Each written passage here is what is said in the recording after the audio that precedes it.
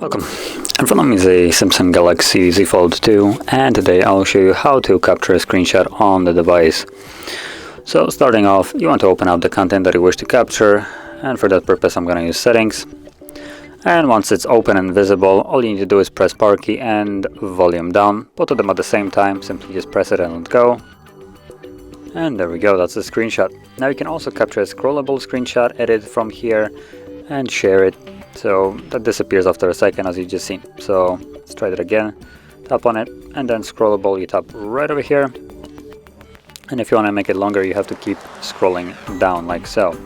And once you're done, you just let it go. I think. There we go. So this is the captured screenshot, and this as well. Now there's sometimes also a button for a screenshot right in the notification panel right here, but I don't see it in this case, so I assume it's not here. And yeah, so that is basically how you would capture a screenshot on the device. And also, if you didn't see, the screenshot can be found in your gallery. So if I actually go back, there we go. We have the gallery, and there are the two screenshots, and now in the picture it's just gonna be dropped in here based on the date, but you can also find it in the album screenshots, and there we go.